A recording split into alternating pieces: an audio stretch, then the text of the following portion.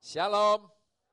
Ya, saudara, semoga tidak terlambat saya mengucapkan selamat tahun baru, ya, karena ini juga masih awal tahun, masih suasana yang baru. Ya. Tanpa terasa, 1 tahun kita sudah lewati ya, begitu cepat tahun 2013, tiba-tiba kita sudah ada di penghujung tahun dan sekarang di awal tahun. Ya. Saudara, ada satu fenomena tentang waktu yang menarik. Ya, orang sekarang itu matinya lebih cepat karena umur lebih pendek, ya, tapi waktu menikah makin tua. Sadar nggak itu? Ya, waktu menikah makin usia tua, tapi waktu meninggal usianya makin pendek.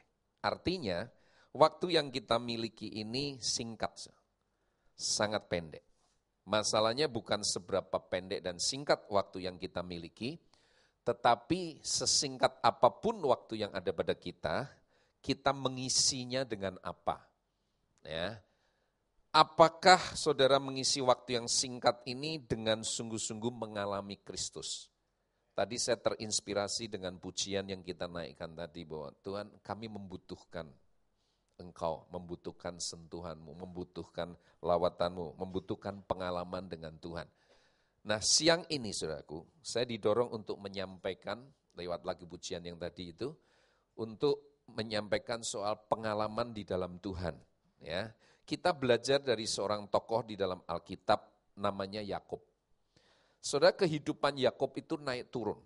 Di antara 3 bapak Israel, Abraham, Ishak, dan Yakub. Yakub itu yang kehidupannya paling penuh dengan lika-liku. Ya, perjalanan hidup Yakub itu luar biasa. Ya, dari tipu orang tuanya, kakaknya dulu, lalu lari dari rumah minggat, saudaraku, lalu ketemu mertua Laban yang buaya penipu. Ya, apa yang dia tabur dia tuai, lalu kemudian perjalanan hidupnya naik turun luar biasa, saudaraku. Tapi yang membuat saya kagum dengan orang ini adalah walaupun dia memulai hidupnya dengan kacau, hancur, jatuh bangun, dari seorang yang penipu, bahkan yang keterlaluan, yang ditipu bapaknya sendiri dan kakaknya sendiri. Tapi Yakub mengakhiri hidupnya di masa tuanya, dengan berdiri di hadapan seorang raja yang waktu itu paling berkuasa, yaitu Firaun, dengan mengedangkan tangan dan memberikan berkat atas nama Yahweh Allah El Shaddai itu. Luar biasa. Seorang yang hidupnya hancur, jatuh bangun, ya, bisa berdiri di hadapan raja paling berkuasa dan dengan penuh hikmat dan wibawa ilahi, dia memberkati raja ini. Saudara. Nah, kalau Yakub memberkati raja yang paling berkuasa waktu itu, posisinya jadi tinggi mana? Saudara? Tinggi Yakub. Orang yang memberkati lebih tinggi posisinya daripada yang diberkati tentu, ya kan? Artinya Yakub memulai hidupnya bisa dengan hal yang tidak baik, tapi dia mengakhirinya dengan sangat baik, finishing well. Itu luar biasa. Ya, perjalanannya itulah yang membuat kita mesti belajar. Ya. Hal-hal yang dia alami bersama Tuhan itu merupakan titik balik dalam kehidupan Yakub. Pengalamannya dengan Tuhan. Bukan pengalamannya dengan orang lain, dengan keluarganya sendiri, atau dengan mertuanya yang jago tipu itu. Tapi pengalaman Yakub dengan Tuhanlah yang membuat hidupnya berubah.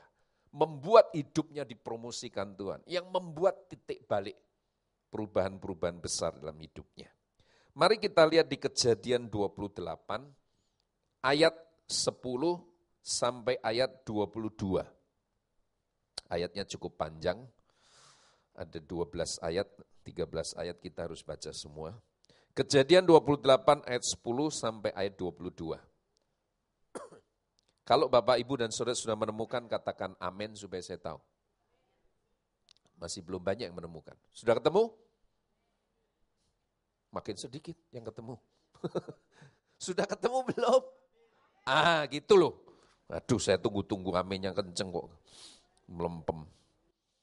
Kejadian 28 ayat 10 sampai 22, saya akan bacakan, saudara simak, mimpi Yakub di Betel. Maka Yakub berangkat dari Berseba dan pergi ke Haran. Ia sampai di suatu tempat dan bermalam di situ karena matahari telah terbenam. Ia mengambil sebuah batu yang terletak di tempat itu dan dipakainya sebagai alas kepala, lalu membaringkan dirinya di tempat itu. Maka bermimpilah ia, di bumi ada didirikan sebuah tangga yang ujungnya sampai ke langit, dan tampaklah malaikat-malaikat Allah turun naik di tangga itu. Berdirilah Tuhan di sampingnya dan berfirman, akulah Tuhan, Allah Abraham nenekmu dan Allah Ishak ayahmu. Tanah tempat engkau berbaring ini akan kuberikan kepadamu dan kepada keturunanmu. Keturunanmu akan menjadi seperti debu tanah banyaknya, dan engkau akan mengembang ke sebelah timur, barat, utara, dan selatan, dan olehmu serta keturunanmu semua kaum di muka bumi akan mendapat berkat. Sesungguhnya aku menyertai engkau dan aku Tuhan akan melindungi engkau kemanapun engkau pergi. Dan aku Tuhan akan membawa engkau kembali ke negeri ini sebab aku Tuhan tidak akan meninggalkan engkau melainkan tetap melakukan apa yang kujanjikan kepadamu. Ketika Yakub bangun dari tidurnya berkatalah ia, sesungguhnya Tuhan ada di tempat ini dan aku tidak mengetahuinya. Ia takut dan berkata alangkah dahsyatnya tempat ini tidak lain dari rumah Allah, ini pintu gerbang surga. Keesokan harinya pagi-pagi, Yakub mengambil batu yang dipakainya sebagai alas kepala dan mendirikannya itu menjadi tugu dan menuang minyak ke atasnya. Ia menamai tempat itu Betel, dahulu nama kota itu Luz. Lalu bernasarlah Yakub, jika Allah akan menyertai dan akan melindungi aku di jalan yang kutempuh ini, memberikan kepadaku roti untuk dimakan dan pakaian untuk dipakai, sehingga aku selamat kembali ke rumah ayahku, maka Tuhan akan menjadi Allahku. Dan batu yang kudirikan sebagai tugu ini akan menjadi rumah Allah. Dari segala sesuatu yang engkau berikan kepadaku, akan selalu kupersembahkan 1/10 kepadamu. Amin. Saudaraku, ayat yang baru saja kita baca, ini merupakan titik balik awal dalam kehidupan Yakub di dalam cara pandangnya dia tentang Tuhan. Paradigma dia tentang Allah itulah yang akhirnya merubah tahap demi tahap seluruh aspek kehidupan Yakub. Ingat, waktu itu Yakub sedang dalam pelarian. Ketika dia tipu bapaknya dan kakaknya Esau dengan mengambil hak kesulungan kakaknya. Esau waktu tahu kejadian penipuan itu, sehingga dia tidak lagi bisa mendapatkan berkat kesulungan itu, dia begitu marah. Dan Esau berjanji akan membunuh Yakub. Akhirnya Yakub begitu ketakutan dan dia lari. Jadi kisah yang baru kita baca ini Yakub sedang menjadi buronan. Yakub dalam kondisi yang sangat ketakutan. Yakub seorang pelarian. Ya, dia tidak punya siapa-siapa, dia sebatang kara dan dalam kondisi sedang dikejar-kejar. Di tengah-tengah keadaan yang sangat kritis dalam kehidupan Yakub inilah Tuhan melawat kehidupan Yakub. Nah, saya melihat dari kisah ini ada 3 pengalaman rohani yang dialami oleh Yakub. Dan seharusnya 3 pengalaman rohani ini juga dialami oleh orang Kristen, oleh anak-anak Tuhan, jika saudara ingin di akhir hidup saudara, saudara hidup di dalam kemuliaan Tuhan. Tuhan yang promosikan, amin. 3 pengalaman rohani ini penting sekali. Ya. Yang pertama, Yakub mengalami sebuah pengalaman bahwa Allah itu ada dan Allah itu dahsyat. Itu sebabnya ketika dia diberi mimpi oleh Tuhan, betul-betul dia merasakan Tuhan itu ada, Tuhan itu hadir, dan Tuhan itu berkuasa. Statement yang keluar dari mulut Yakub di ayat 17 dia berkata, ia takut dan berkata, alangkah dahsyatnya tempat ini. Kalau dikatakan Yakub takut, itu artinya takut kepada Tuhan. Bukan takut kepada manusia. Takut akan Allah juga beda dengan ketakutan akan Allah. Anak-anak Tuhan harus diajar ini. Karena banyak anak-anak Tuhan yang nggak ngerti bedanya takut akan Allah dan ketakutan akan Allah. Setiap kita harus punya roh takut akan Allah. Amin. Roh takut akan Tuhan. Supaya dalam hidup kita bisa respect dan menghormati Dia. Tapi yang Tuhan maksud bukan ketakutan akan Tuhan, bukan. Ya. Beberapa tahun yang lalu ada sebuah buku, ya sudah cukup lama sih ya, mungkin ada 20 tahun yang lalu. Ada sebuah buku yang menggemparkan dunia kekristenan. Buku itu ditulis oleh seorang wanita, kalau nggak salah diambil dari Amerika, yang menceritakan pengalamannya dibawa Tuhan ke neraka. Lalu di neraka dia menyaksikan hal-hal yang sangat mengerikan. Akhirnya penglihatan ini dia tulis di dalam sebuah buku. Ketika buku itu diedarkan, ternyata buku itu booming. Orang-orang cari, orang-orang mereferensikan, lalu baca. Dalam waktu yang singkat ketika buku itu booming, hampir bersamaan, gedung-gedung gereja mulai penuh orang. Orang-orang mulai datang ke ibadah, mulai cari Tuhan. Nah pertanyaannya kenapa?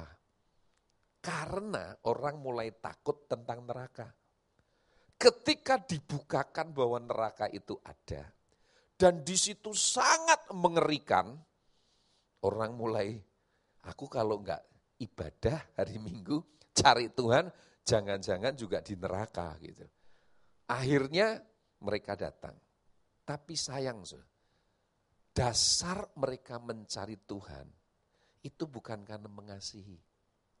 Bukan karena takut akan Allah untuk menghormati Tuhan, bukan. Tapi ketakutan akan Tuhan, karena kalau tidak cari Tuhan, takut dihukum masuk neraka. Karena banyak orang punya gambaran, Tuhan di surga itu ya pakai tongkat panjang, ya lalu sedikit-sedikit go to hell gitu sudah. Kita salah dikit nyanyi muji Tuhan fales, go to hell, sudah. Ya kan? Melakukan perintahnya enggak sempurna, kepleset, kejatuh, bikin kesalahan, pakai tongkat, go to hell. Banyak orang Kristen yang salah persepsi tentang Tuhan. Dipikir Tuhan itu hakim yang selalu menjatuhkan hukuman. Ketika buku tentang neraka ini muncul, banyak orang jadi ketakutan. Ingat saudara, itu dasar yang salah di dalam mencari Tuhan.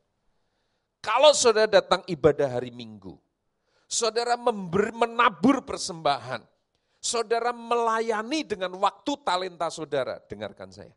Jangan pernah melakukannya karena ketakutan. Jangan pernah melakukannya karena saudara merasa kalau saya tidak melakukan, nanti Tuhan berkata go to hell. Takut hukuman.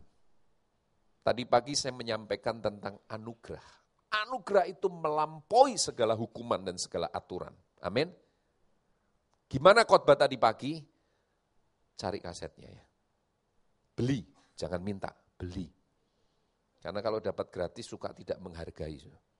Beli, dengarkan dan sudah akan dapat berkat. Ya.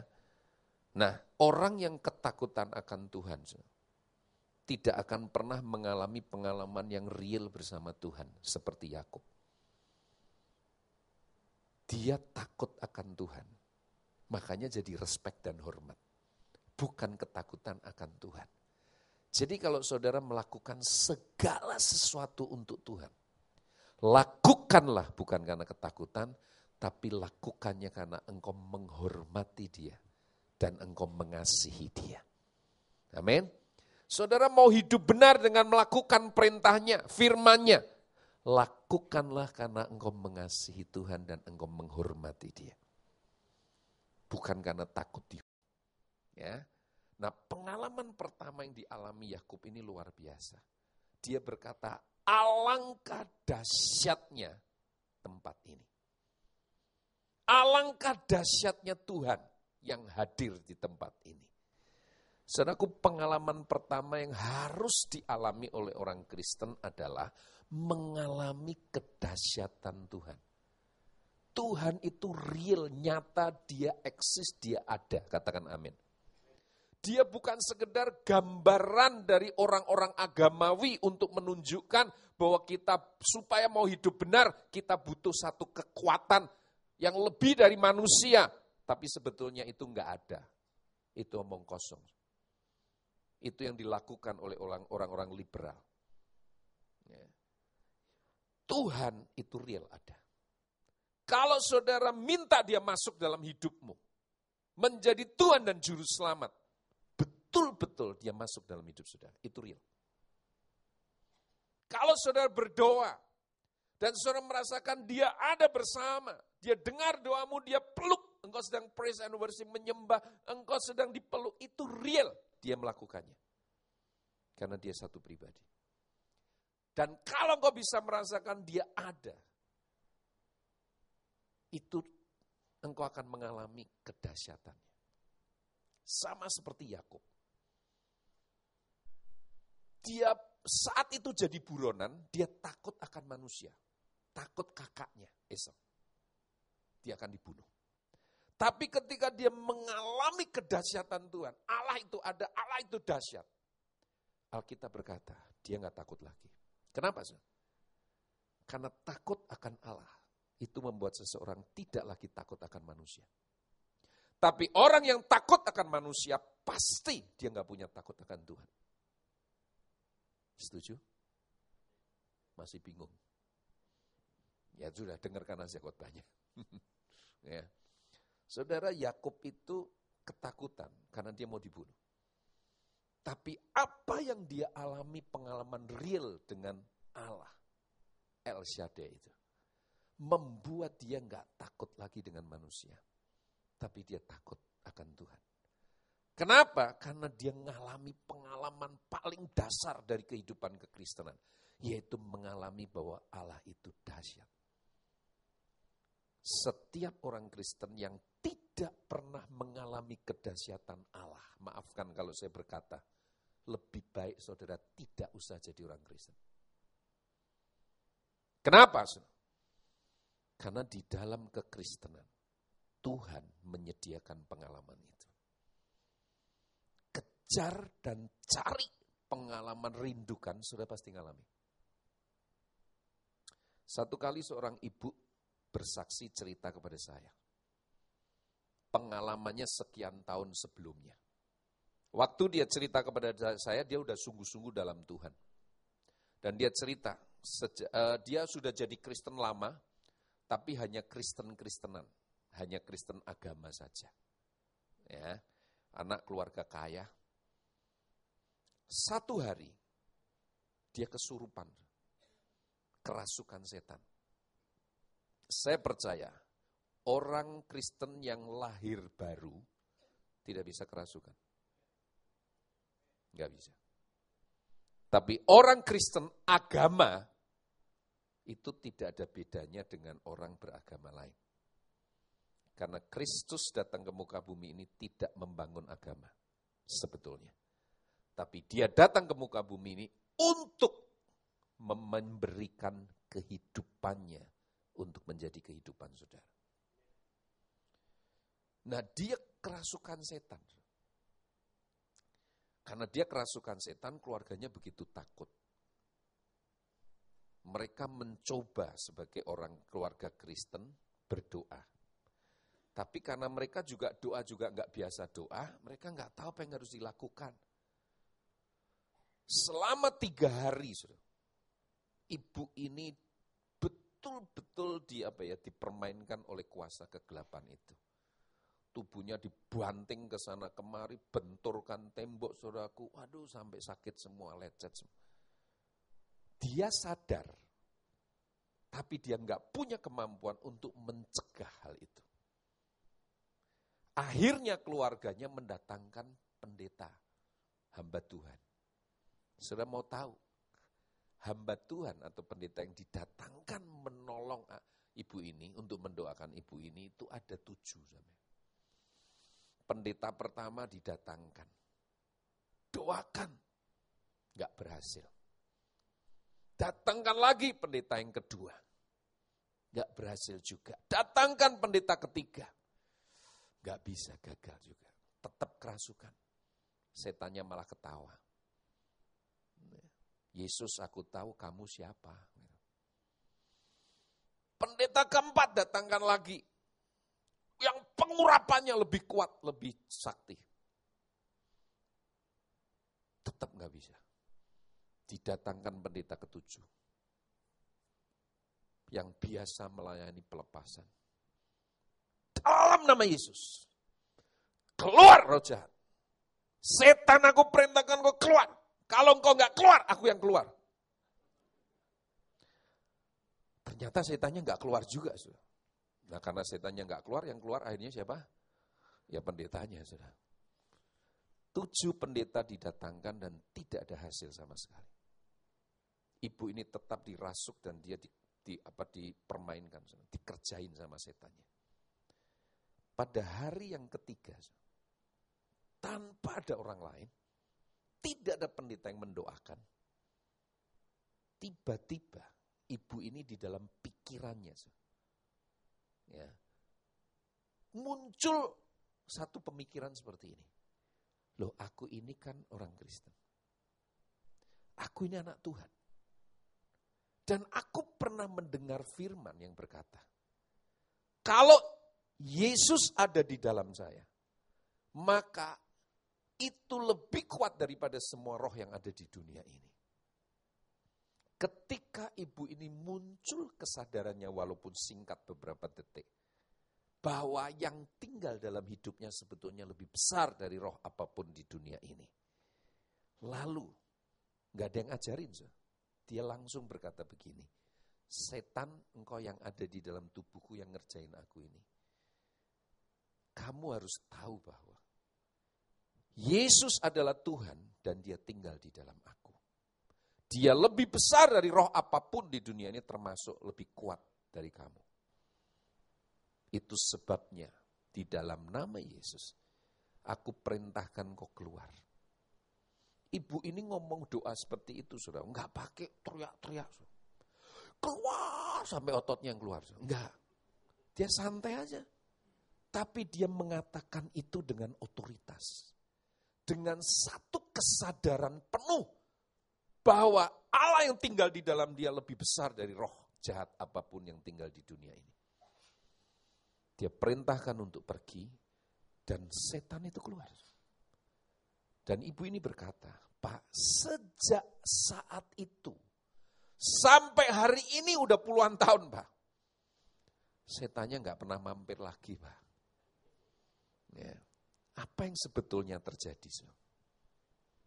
Bukan berarti 7 pendeta itu semuanya kurang puasa, kurang doa, atau berdosa semua sehingga kurang sakti. Bukan, sudah.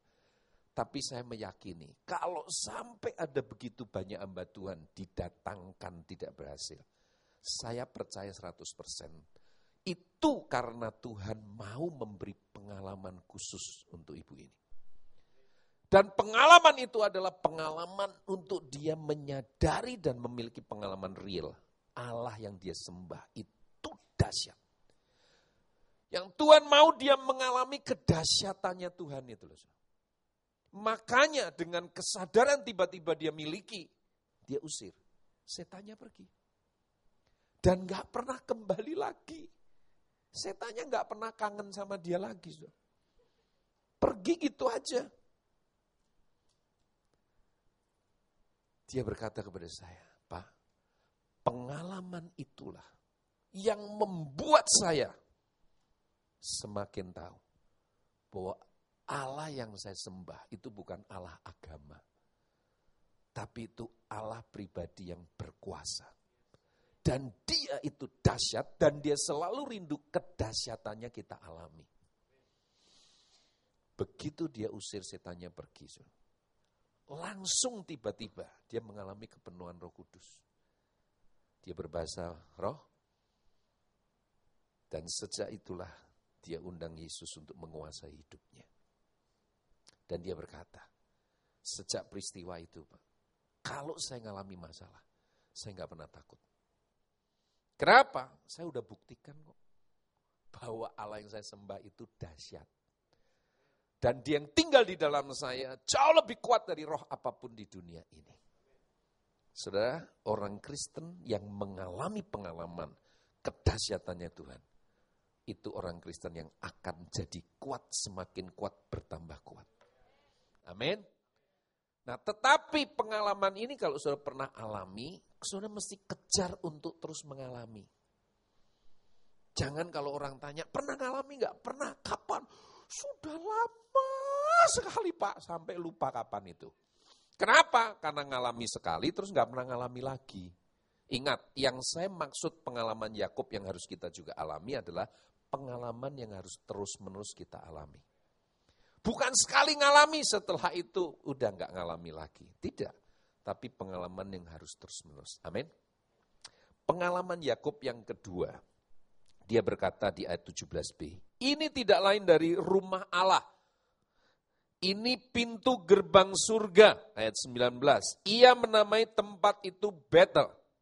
Dahulu nama kota itu Luz.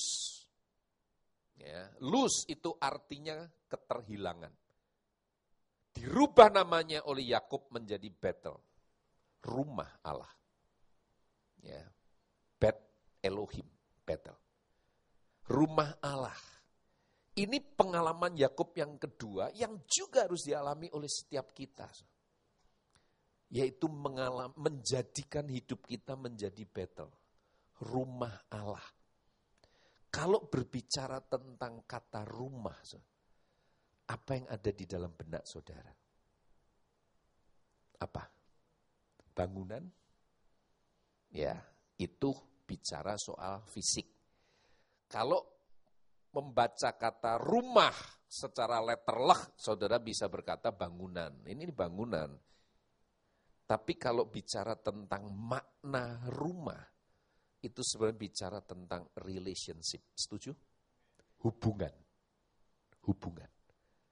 Rumah itu hanya sarana supaya orang-orang yang tinggal di dalamnya itu bisa membangun relationship satu sama lain. Menjadi one family. Jadi satu keluarga. Ya. Rumah itu beda dengan hotel. Rumah berbeda dengan villa. Kalau saudara punya diberkati Tuhan, saudara mungkin punya villa di puncak. Saya kadang-kadang kumpul keluarga, saudaraku butuh villa di puncak, kami cari villa dan kami kumpul di sana. Tapi kan kumpul di sana hanya paling beberapa hari. Setelah itu pulang ke rumah masing-masing. Ya kan? Ya, jadi villa itu beda dengan rumah, hanya sementara dipakai. Hotel hanya sementara dipakai, saudaraku. Tapi kata rumah itu berbicara tentang hubungan yang terus-menerus, yang tidak pernah terputuskan, yang dibangun satu sama lain. Di antara setiap orang yang tinggal di dalam rumah itu. Ya. Saudara, saya khotbah sudah kira-kira 25 tahun. Dan Tuhan utus saya ke berbagai tempat. Oleh anugerah Tuhan, sering kali ketika saya melayani, saya diberikan hospitality yang sangat baik, akomodasi yang sangat baik. Yang kadang-kadang bagi saya pun itu enggak perlu sampai seperti itu. Ya. Saya dijamu mau makan apa saja. Saya diberi hotel bintang 5. Saya ditempatkan di tempat yang sangat baik. Tapi saya mau beritahu kepada saudara, semewah apapun hotel yang disediakan oleh pengurus gereja ini untuk saya, tetap kerinduan saya selalu pulang ke rumah. Betul enggak? Ya. Apakah saudara tahu bahwa ada satu kata yang paling dikangenin dan dirindukan semua orang, entah anak kecil, entah orang tua? Satu kata itu adalah kata pulang. Halo? Amin enggak? Atau saudara lebih suka satu kata yang lain, pergi. Maunya pergi minggat aja kemana-mana. Enggak. Tuhan utus kemanapun saya suka cita. Tapi kalau saudara mau tanya, yang paling dirindukan Pak Suyono apa? Ya pulang, bukan pergi. Diutus Tuhan itu kehormatan, saya pergi. Tapi itu enggak lama. Makanya saudaraku, saya ini mungkin salah satu tipe pendeta yang jarang disukai oleh banyak gereja atau organisasi Kristen. Kenapa? Karena kalau orang ngundang saya, itu harus disesuaikan dengan jadwal saya. Maksud saya jadwal saya itu begini, saya tidak suka kalau saya pergi ke satu kota A melayani. Selesai 1-2 hari di sana, nyambung ke kota B. 1 hari di sana nyambung kota C. 1 minggu, 2 minggu, baru balik rumah. Saya nggak suka begitu. Kalau saya melakukan itu sepanjang tahun, yang saya paling takuti, saya sampai rumah anak saya bertanya begini, Om siapa ya Om? No, itu bukan saya. Itu sebabnya kalau saya pergi ke satu tempat, saya mesti pulang dulu ke rumah. Bahkan saya pergi ke tempat yang jauh ke Papua misalnya. Perjalanan jauh saudaraku.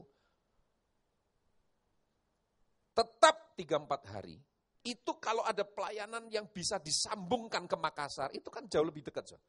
Daripada saya pulang ke Jogja. Tapi saya nggak mau. Saya mesti pulang dulu ke Jogja. Jadi kalau Makassar minta saya akan berkata, tunggu sampai jadwal saya bisa sesuai. Loh Bapak kan ke Papua? Iya, dari Papua saya harus pulang dulu.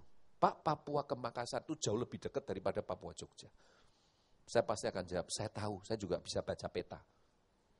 Tapi saya nggak mau yang kayak begitu. Kenapa? Karena pulang itu hal yang paling luar biasa. Kenapa? Karena di situ ada orang-orang yang tinggal di rumah saya. Yang punya relationship dengan saya. Punya hubungan dekat dengan saya. Kamar yang paling saya rindukan. Itu ya kamar rumah saya. Walaupun besarnya nggak seberapa. Besarnya nggak seberapa itu jangan menggambarkan kamar saya besar. Kecil maksud saya.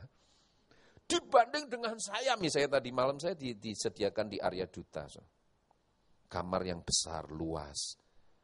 Kamar saya mungkin hanya sepertiganya atau seperempatnya. Tapi maaf, saya lebih suka di kamar saya. Kenapa? Karena di situ tinggal orang-orang yang punya hubungan spesial dengan saya. Apa maksudnya? Yakub berkata ini Betel, ini rumah Allah. Itu bicara. Yakub mengalami satu hubungan dekat dengan Tuhan. Relationship. Sebelumnya ketakutan, penipuan, jatuh bangunnya dia jauh dari hal-hal yang benar. Itu membuat dia kehilangan Tuhan. Jauh dari Tuhan. Itu sebabnya kata luz yang artinya dalam bahasa Ibrani keterhilangan, dia ubah namanya menjadi Bet Elohim Betel. Rumah Allah. Itu menggambarkan pengalaman yang dialami oleh Yakub adalah mengalami Allah secara pribadi, personal, secara personal.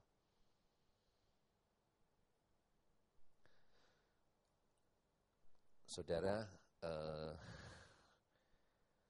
orang Israel kalau berdoa, sampai sekarang, selalu kalau menyebut nama Tuhan, Yahweh atau Jehovah, itu selalu menyertakan nama 3 orang. Untuk disejajarkan atau dijadikan satu paket dengan nama Tuhan. Yaitu Allah Abraham, Allah Ishak, dan Allah Yakub. 3 nama inilah yang selalu melekat kepada nama Allah ketika orang Israel berdoa. Nah, kalau nama Abraham, nama Ishak melekat, oke. Hidup mereka fine, oke, baik-baik. Tapi siapa Yakub? Yakub ini penipu, buronan, pelarian. Hidupnya saudaraku, aduh, kacau balau. Kacau balau saudaraku. Aduh. Istri aja banyak. Ini termasuk pria Sontoloyo sebetulnya.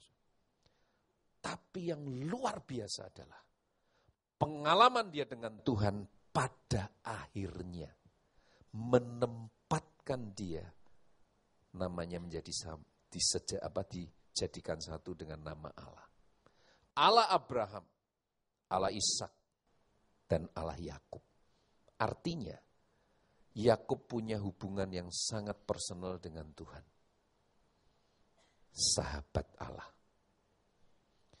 Saudara, kalau engkau sering mengalami Tuhan itu luar biasa. Dia dahsyat. Berkatnya selalu melimpah. Pertolongannya selalu tepat waktu. Penyertaannya tidak pernah dia tinggalkan atas hidupmu. Engkau mengalami mujizat di satu mujizat ke mujizat lain. Saya mau beritahu, itu enggak cukup. Saudara sampai kepada pengalaman Yakub yang kedua, yaitu mengalami Allah secara personal atau pribadi. Menjadikan dia sahabat dengan membangun keintiman dengan dia. Amin. Membangun keakraban, epiginosko, seperti hubungan antara suami dan istri. Dekat, tidak ada jarak, tidak ada rahasia, ya, tidak ada yang ditutupi, semua terbuka. Dan dia menjadi sahabat yang paling dekat. Amin. Apakah saudara menyadari Tuhanmu itu selalu merindukan, dia sangat dekat dengan saudara. Lebih dekat dari pakaian yang saudara pakai. Lebih dekat dari nafas yang saudara hirup. Kita sering gak menyadari. Kalau kita lagi butuh Tuhan, saudaraku, lah itu baru kita mendekatkan diri sama Tuhan. Ingat, mendekatkan diri dengan Tuhan beda dengan dekat dengan Tuhan. Lagi ada masalah, wah datang sama Tuhan, nangis-nangis, saudara. Sampai enggak cuma air mata yang keluar, ingus juga keluar semuanya, saudaraku. Ngiler lagi, saudara. Tuhan, tolong saya, Tuhan. Kalau enggak mati saya, Tuhan, gimana Tuhan, tolong.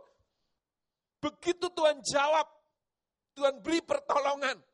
Setelah itu, enggak cari Tuhan lagi seperti sebelumnya. Jadikan dia sahabat. Bangun keintiman, keakraban. Maka saudara akan punya pengalaman menjadikan hidupmu sebagai Betel, rumah Allah, Bet Elohim. Amin. Itu luar biasa. Berikan waktu-waktumu yang terbaik untuk bersekutu, menyembah, merenungkan firman-Nya, membangun persekutuan pribadi. Jangan waktu yang sisa, waktu yang terburu-buru. Setiap orang hanya punya jatah waktu 24 jam sehari. Yang harus memanagenya adalah saudara sendiri. Bagaimana di antara 24 jam itu, saudara memberi yang terbaik untuk Tuhan.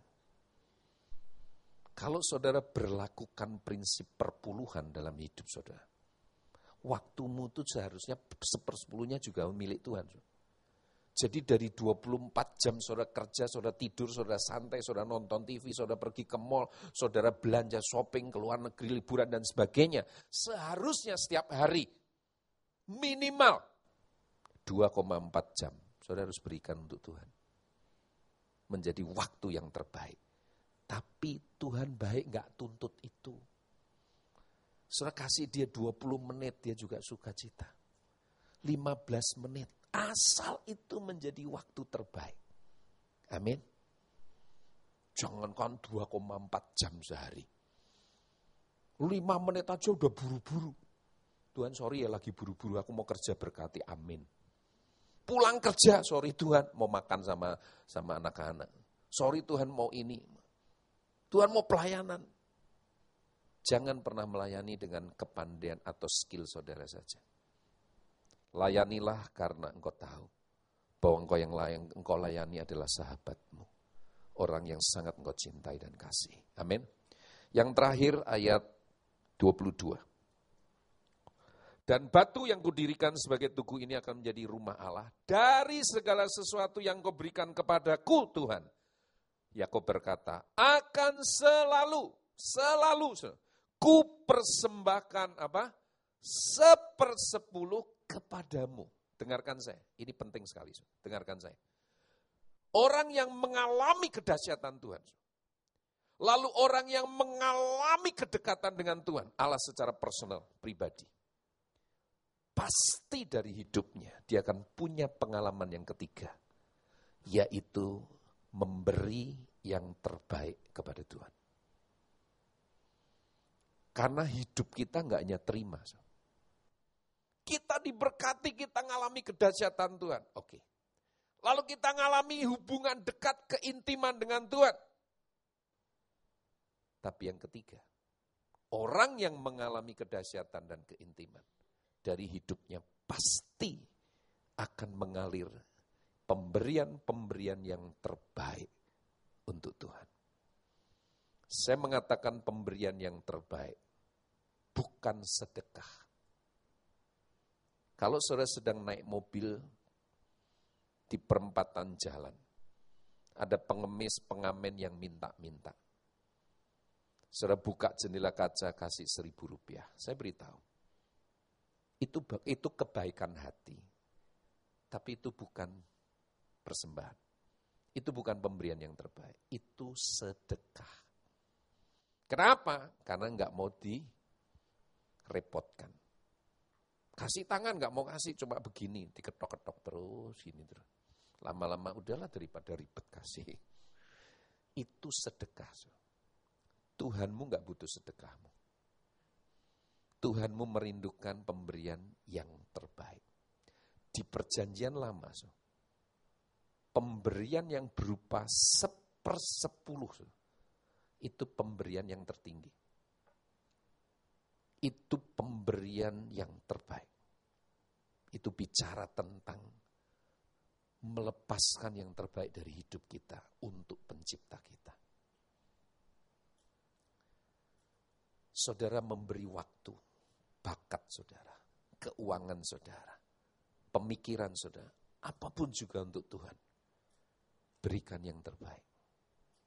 Saudara ada di mimbar pelayanan tampil, berikan yang terbaik. Berikan yang terbaik. Saya bertemu ketika saya melayani satu camp, saya bertemu dengan seorang pria. Dia dengar apa yang saya khotbah. Lalu dia setelah itu datang memperkenalkan diri kepada saya. Yang saya nggak sangka ternyata dia seorang hamba Tuhan. Saya pikir dia peserta biasa, ternyata dia peserta dari seorang hamba Tuhan. Lalu dia cerita kepada saya bahwa saya tanya, Bapak melayani di mana? Lalu dia berkata, Pak, saya melayani di penjara. Di penjara mana saya tanya? Ya hampir di seluruh Indonesia. Dia itu kenal baik dengan kalapas-kalapas di hampir di seluruh Indonesia. Bahkan di Nusa Kambangan, di mana ada penjara yang disebut dengan SMS atau penjara yang sangat maksimum keamanannya. Ya, saudara tahu bahwa penjara di Nusa Kambangan itu penjara yang paling ditakuti. Ya. Disebut SMS, Super Maximum Security. Di situ, saudara, dia bisa keluar masuk dengan mudah untuk melayani para narapidana. Karena dia udah dikenal baik dengan para kalapas. Saya tanya, apa yang membuat Anda memutuskan untuk melayani penjara? Karena dia berkata begini, Pak, saya sudah mengambil komitmen. Saya akan melayani di penjara sampai seumur hidup saya. Sampai Tuhan panggil. Saya tahu, orang ini pasti pernah mengalami sesuatu dengan penjara. Makanya dia mempersembahkan hidupnya untuk penjara. Jadi saya tanya, karena saya ketemu banyak orang yang juga melayani di penjara, tapi hanya jangka waktu tertentu. Ya. Lalu dia cerita, dia pernah mengalami satu peristiwa yang mengubah seluruh hidupnya. Peristiwa itu adalah peristiwa pembunuhan. Bukan anggota keluarganya yang dibunuh, tapi dialah sang pembunuh itu sendiri. Jadi ceritanya, dia ini pengusaha waktu itu. Anak buahnya, karyawannya, itu diperas oleh seorang kepala preman. Nah, dia itu dididik sejak kecil, dalam kamus hidupnya tidak pernah mengenal kata takut. Jadi waktu dia dengar karyawannya diperas, dipermainkan oleh kepala preman itu, dia datangi kepala preman itu. Lalu dia menyampaikan dengan bahasa yang baik untuk jangan mengganggu karyawannya lagi. Kepala preman itu marah. Ya. Nah, dia berkata, Pak, saya ini udah ngomong baik-baik. Dia marah, dia caci maki saya, dia pukul saya. Nah, saya ini dibesarkan oleh keluarga saya tidak mengenal kata takut, Pak. Akhirnya terjadilah perkelahian. Lalu, lewat perkelahian ini, dia bunuh kepala preman itu. Setelah kepala preman ini terbunuh, dia nggak pergi, tapi dia potong-potong mayatnya kepala preman ini. Dia mutilasi. Waktu zamannya dia membunuh kepala preman itu dan dia mutilasi, kasus mutilasi masih jarang. Jadi dia potong-potong menjadi beberapa bagian. Setelah dia potong-potong, baru dia pergi ke kantor polisi menyerahkan diri. Dan dia tahu, ketika dia harus menjalani hukuman penjara sekian tahun, cukup lama, waktu itu 8 tahun atau berapa tahun, belasan tahun. Ya, lewat remisi hanya 8 tahun kalau nggak salah. Dia berkata, Pak, di dalam penjara, saya tahu, satu hari saya akan mati. Kenapa? Karena yang dia bunuh dan dia mutilasi, itu kepala preman, bukan preman, tapi kepalanya preman. Anak buahnya itu pada nggak terima. Jadi mereka berusaha untuk menyusup jadi narapidana. Supaya bisa ketemu dia di satu sel, lalu membunuh dia. Dia tahu, dia tahu itu. Jadi preman-preman yang jadi anak buahnya yang dia bunuh ini, malah berusaha melakukan kejahatan supaya ditahan di penjara yang sama dengan dia, berusaha satu sel.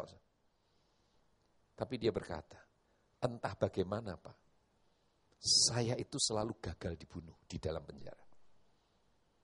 Entah lewat racun, entah lewat senjata tajam, entah lewat apapun, selalu gagal. Sampai satu hari, seorang hamba Tuhan datang melayani dia di penjara. Disitulah dia terima Yesus untuk pertama kalinya. Dan dia berkata, hidup saya berubah. Sejak berita firman disampaikan dan saya terima Yesus, saya baru menyadari, kenapa saya selalu gagal dibunuh di dalam penjara. Saya tahu karena Tuhan punya rencana atas hidup saya.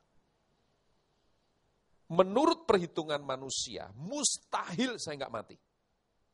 Karena kalau satu anak buah gagal membunuh, anak buah yang lain itu akan masuk untuk cari dia, bunuh dia. Banyak orang yang mau bunuh dia. Jadi kalau sampai saya nggak mati, Pak, saya tahu persis. Itu benar-benar 100%. Itu karena Yesus yang melindungi saya. Yang menggagalkan itu.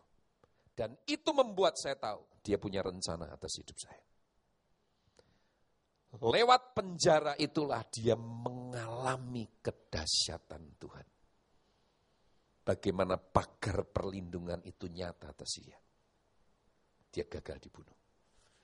Dan di dalam penjara itu juga, dia mulai tiap hari membangun hubungan dengan Tuhan.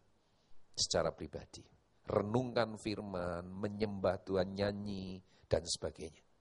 Dan itu membuat dia mengalami kedekatan dengan Tuhan secara pribadi. Ketika tiba waktunya, remisi diberikan dan sebagainya, akhirnya diputuskan hari itu dia bebas. Dia mendapatkan surat pembebasan. Dia datang kepada Kalapas dan dia berkata, saya ingin menyampaikan satu permintaan. Apa dia ditanya? Saya minta Bapak meluluskan permintaan saya. Apa itu? Tolong jangan bebaskan saya dari penjara. Kalapasnya kaget bingung.